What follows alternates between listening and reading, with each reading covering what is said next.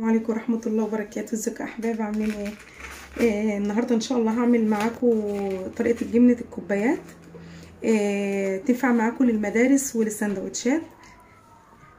بس قبل ما نبدأ الفيديو بنصلي على رسول الله عليه افضل الصلاة والسلام واقول لكم المقادير. هنا يا بنات، انا عندي هنا انا جايبه الزيتون دوت ب5 جنيه، تمام. وهنا دي هنا 3 معالق كبيره لبن نيدو، ودي ب10 جنيه بسطرمه، وده ربع كيلو جبنه قريش. طبعا كلنا عارفين فوائد الجبنه القريش ايه، وبالذات خصوصا انتوا عارفين ان الاطفال مش بيحبوها، فاحنا دي طبعا قيمتها الغذائيه كويسه جدا. هنضيف معاها كمان لبن، فانت كده بتدي للاطفال كالسيوم بطريقه غير مباشره، تمام. هنا برضو عندكم ربع كوبايه زيت، وديت القشطه دي قشطه الشركات، بلاش قشطه اللبن. خلاص، المشتريات دي اللي كنت جايباها معاكم في الفيديو السابق اللي قبل ده، اللي انا قلت لكم برده هعمل بالبسطرمه طريقه، بالبسطرمه طريقه، وبالجبنه القريش هعمل بها حاجه. خلاص، فانا قلت بصراحه بدل ما الكوبايه دلوقتي بقت غاليه جدا، اللي هي بالاطعمه اللي هي بالقشطه وبالبسطرمه، عدت بصراحه ال50 جنيه، فبصراحه غاليه جدا. فاحنا نعمل ديت احسن لاولادنا في المدارس والسندوتشات الصبح للفطار، فتبقى اوفر. يلا نصلي على رسول الله افضل الصلاه والسلام، وهقول لكم نعمل ايه. هنا عندنا شفشق الخلاطه اهوت،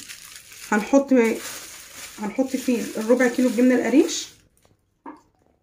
بصوا يا بنات، كل ربع كيلو عليه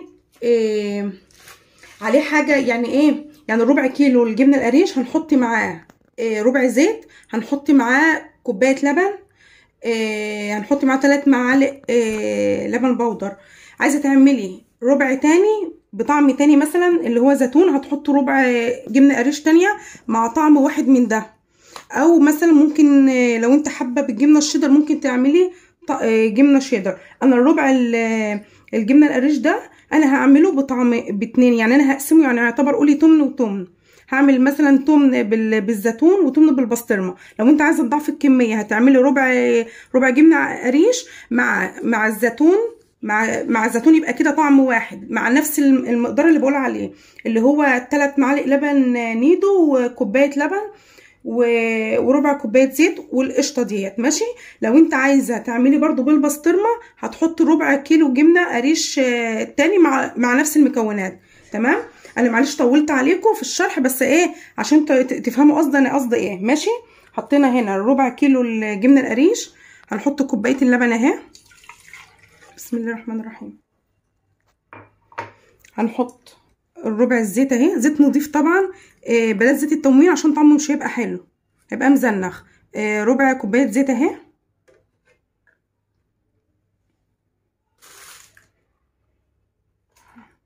هنحط اللبن النيدو،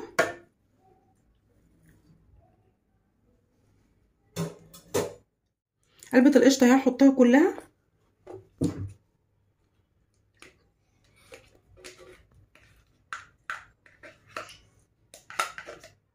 هضرب كل ده واحط برضو شويه ملح صغيرين، هضرب كل ده وارجع لكم.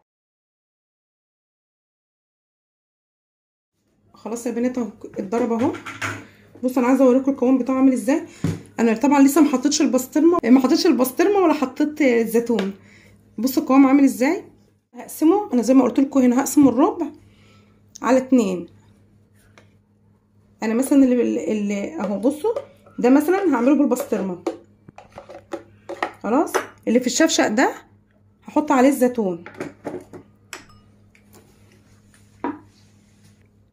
الزيتون اهو هحطه كده وهديله ضربه.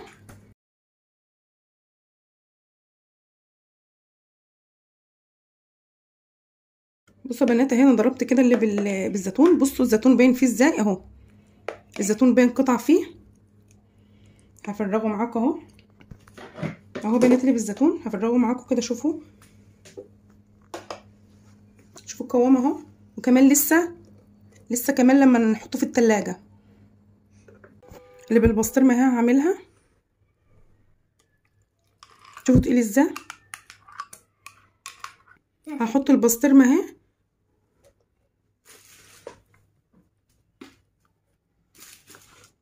بس البسطرمه لما نيجي نضربها ما تضربهاش جامد، عايزينها تبقى باينه كده في الجبنه.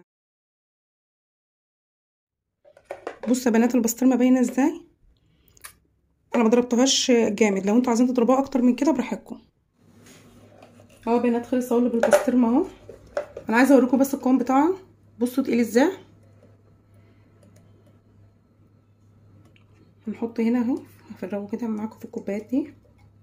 بصوا يا بنات اهو ده اللي بالزيتون عامل معايا الكوبايه دي اصلا بتاعه الجبنه، انا كنت جايباها بس انا شايره الاستيكر كان بيبقى هنا اهو. تمام، عمل دي معايا. الكوبايه دي الوحيده اصلا كانت بحاجه و30 تقريبا انا مش فاكره والله، او بحاجه و50 انا مش فاكره. عمل معايا الكوبايه دي وعمل معايا الباقي حطيته في الطبق ده خلاص. وده اللي بالزيتون. انا عايزه اوريكم القوام بتاعه ده كده تقيل ازاي ما شاء الله. وكمان لسه ما تحطش في التلاجة، اما يتحط طبعا في التلاجة هيتقل اكتر، والزيتون باين فيه. والله يا بنات طعمه بصراحه، بص ما يقول يعني اللي يدوقها ما يقولش اصلا فيها جبنه قريش خالص، طعمها جبنه يعني الجبنه اللي في الكوبايه خالص. وده اللي بالبسطرمه عمل معايا برضو نفس الكميه اهو. بس شوفوا البسطرمه برضو باينه خالص ازاي وتقيله ازاي. عمل معايا برضو الطبق دوت، وعمل معايا برضو نفس الكوبايه. بس كده بنات، يا ريت تجربوا الوصفه دي، واتمنى ان شاء الله ان هي تعجبكم. واشوفكم في فيديو جديد ان شاء الله، والسلام عليكم ورحمه الله وبركاته.